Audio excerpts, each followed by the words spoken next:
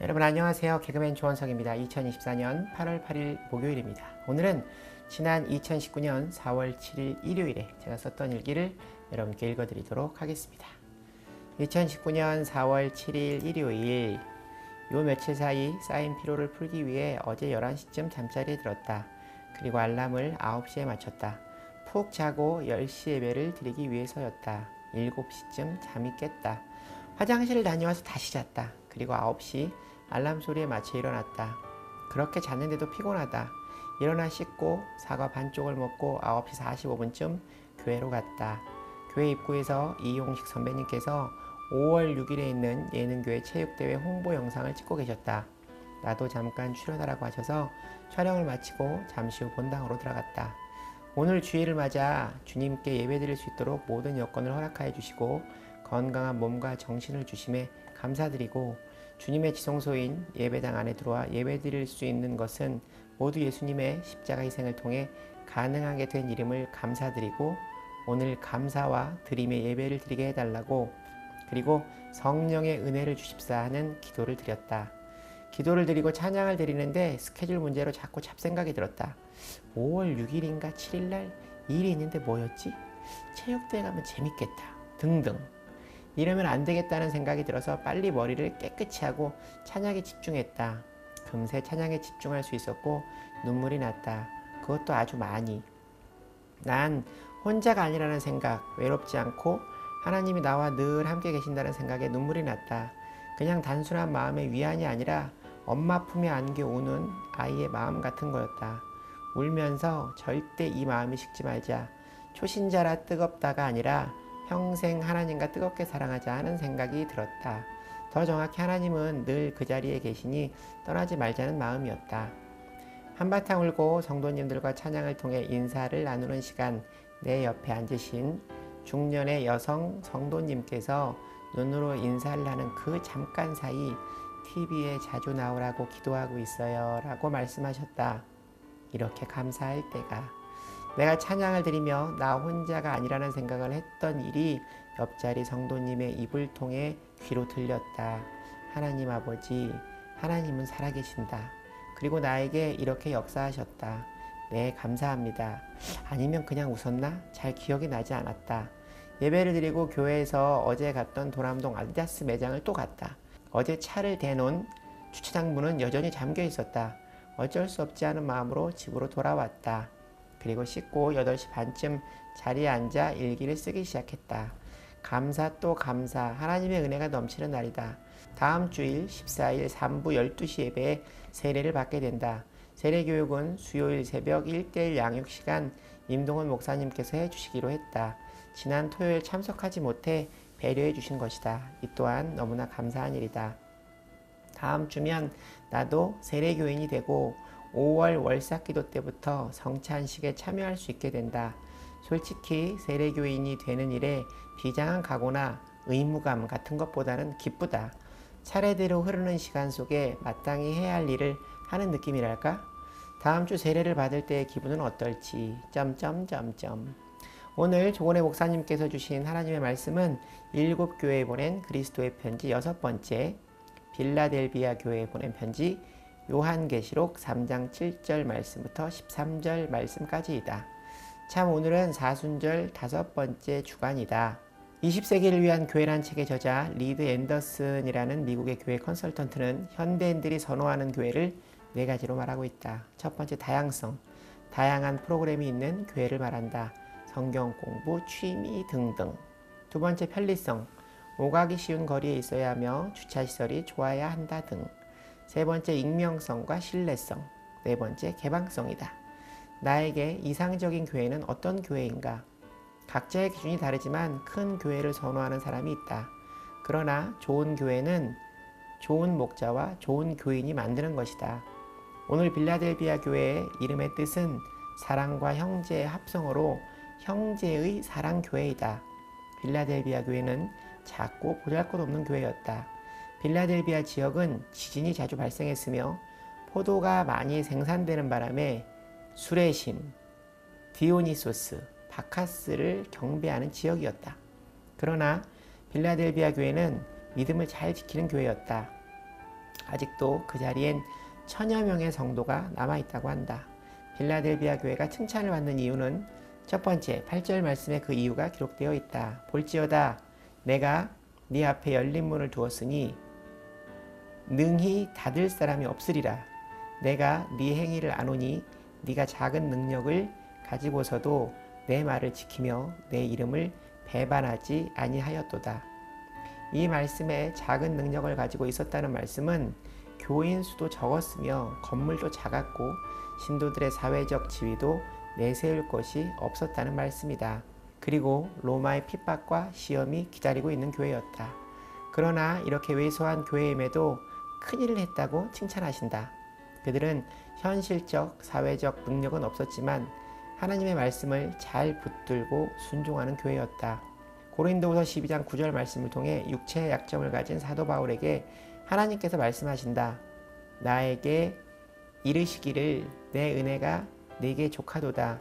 이는 내 능력이 약한 데서 온전하여짐이라 하신지라. 그러므로 도리어 크게 기뻐함으로 나의 여러 약한 것들에 대하여 자랑하리니 이는 그리스도의 능력이 내게 머물게 하려 함이라. 약한 점을 더 강하게 채우셨다. 나의 작은 능력으로 하나님의 큰 일을 할 수 있다. 최초의 인간인 아담은 흙으로 만들어졌다. 모세가 홍해를 가르게 한 것은 볼품없는 지팡이였다. 그리고 마라에 쓴 물을 단물로 바꾼 것은 모세가 던진 땅에 나뒹구는 나뭇가지였다. 다윗은 시냇가에서 주운 물맷돌로 골리앗을 쓰러뜨렸다. 삼손은 마른 낙의 턱뼈로 1000명을 무찔렀다. 예수님께서도 한 아이가 가지고 있던 보리떡 5개와 물고기 2마리로 5000명을 먹이셨다. 이처럼 하나님은 평범한 사람, 평범한 물건을 통해 비범하고 위대한 일을 하신다. 위대한 선교사 허드슨 테일러가 이렇게 말했다. 작은 일은 작은 일이다. 하지만 작은 일에 신실한 것은 큰 일이다. 그리고 테레사 수녀님은 이렇게 말했다. 나는 큰 일을 하지 않는다. 나는 작은 일을 큰 사랑으로 할 뿐이다.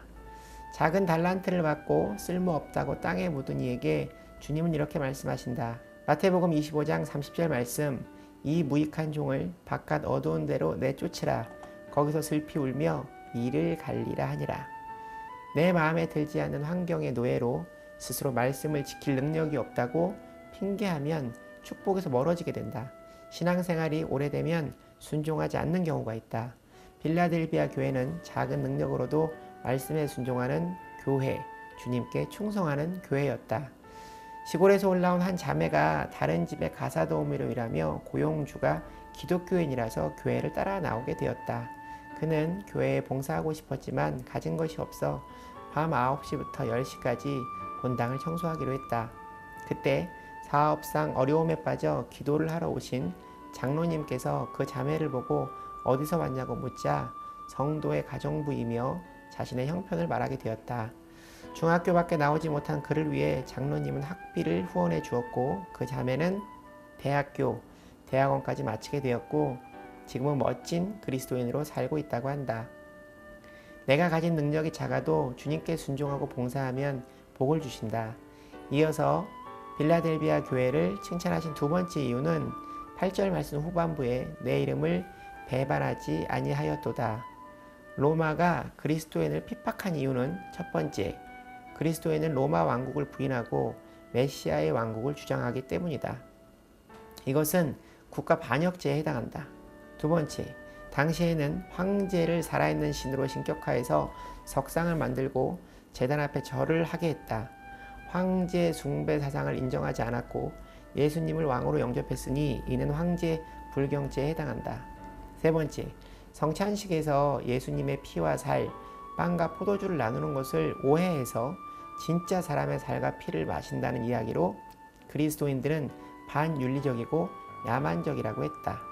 그래서 그리스도인은 식인종이다. 모두 죽여야 한다고 핍박을 받았다.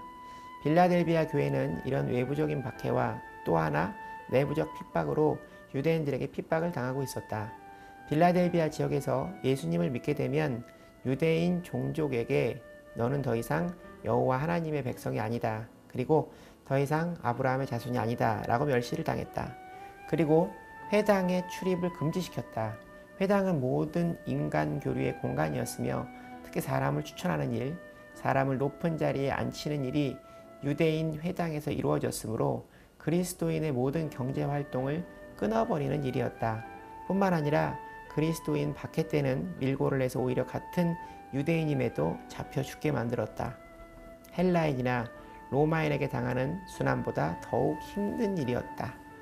9절 말씀 보라 사탄의 회당 곧 자칭 유대인이라 하나 그렇지 아니하고 거짓말하는 자들 중에서 며칠 내게 주어 그들로 와서 내 발 앞에 절하게 하고 내가 너를 사랑하는 줄을 알게 하리라.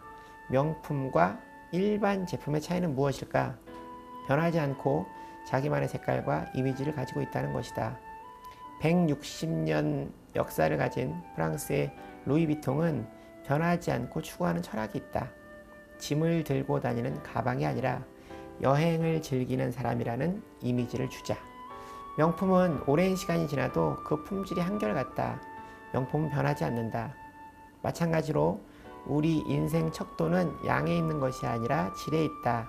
세월이 흘러도 변하지 않는 신앙을 가진 사람을 명품 성도라고 한다.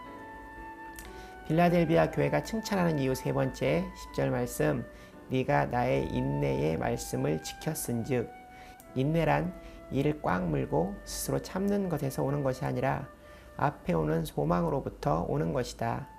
목사님 아드님이 어렸을 때 치과를 가기 싫어해서 아들이 너무나 가고 싶어하던 롯데월드를 데리고 간다고 하니 자기 발로 치과를 따라 나선 일이 있었다고 한다. 그때 히브리서 12장 2절 말씀이 떠오르셨다고 한다. 믿음의 주요 또 온전하게 하시는 이의 예수를 바라보자. 그는 그 앞에 있는 기쁨을 위하여 십자가를 참으사 부끄러움을 개의치 아니하시더니 하나님 보좌 우편에 앉으셨느니라. 빌라델비아 교회는 인내로 2000년 가까이 믿음을 지켜왔다. 그들은 명품의 믿음을 가지고 있었다. 그리스도인이 세상 사람들과 같다면 명품이 될 수 없다. 빌라델비아 교회가 칭찬받은 이유 네 번째. 오늘 본문의 8절 말씀을 보면 네 앞에 열린 문을 두었으되 라는 말씀이 나온다. 열린 문이란 입시와 취업, 세상의 문이 아니라 하나님께서 기뻐하시는 기도의 문, 찬송의 문, 봉사와 전도와 선교의 문을 말한다. 구세군의 창시자 윌리엄 부스가 어느 날 배로 여행을 하면서 우스꽝스러운 모습으로 탬버린을 치면서 갑판에 나오자 영국의 시인이자 작가인 키플링이라는 사람이 어떻게 그렇게 천박한 모습으로 걸어 나오냐며 비아냥거린다. 그러자 윌리엄 부스는 이렇게 말한다. 선생님, 내가 만약 물구나무를 서서 두 발로 탬버린을 두드려 한 생명이라도 구원할 수만 있다면 나는 그렇게 할 겁니다. 싱가포르의 FCBC라는 교회의 로렌스 콩이라는 목사님은 마술을 배워서 복음을 전파하시는데 이 일에 반대하고 비아냥거리는 사람에게 이렇게 말씀하셨다고 한다. 나는 거기에 응할 시간이 없다. 한 사람이라도 더 난 전도하러 갈 것이다. 사도행전 16장 25절 말씀 한밤중에 바울과 실라가 기도하고 하나님을 찬송하며 죄수들이 듣더라. 이에 하나님의 응답으로 지진이나 옥문이 열려 다른 죄수들이 도망침에 두려워 목숨을 끊으려던 간수가 이렇게 말한다. 사도행전 16장 31절 말씀 이르시되 주 예수를 믿으라 그리하면 너와 네 집이 구원을 받으리라 하고 이 말씀을 보면 감옥에 갇힌 바울과 실라는 힘든 상황에서 하나님께 감사와 찬송을 올려드리고 이것을 하나님께서 받으시고는 하늘문이 열려 지진을 보내셔서 옥문이 열린다.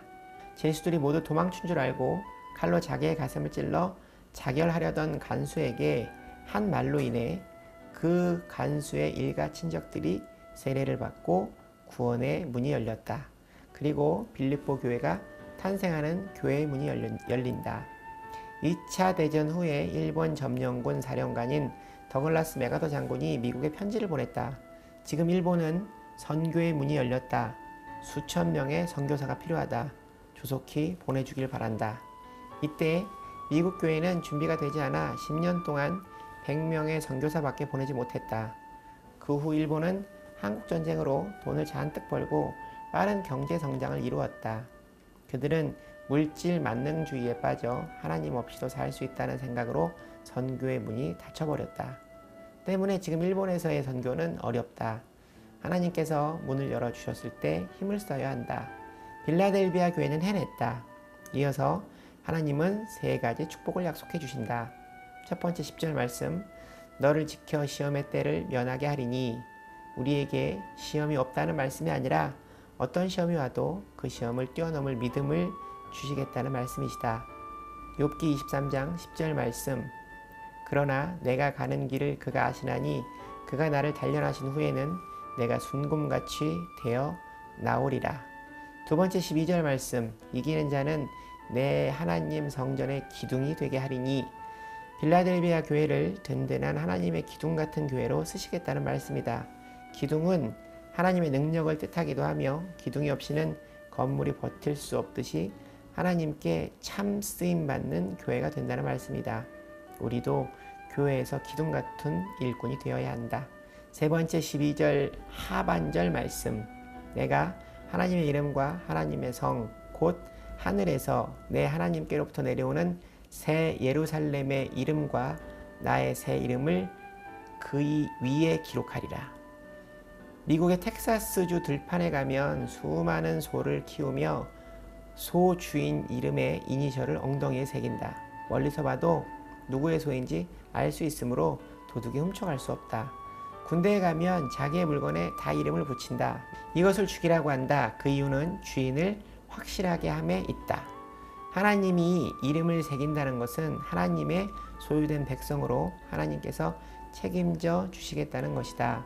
이름은 그 사람의 인격의 대명사이다.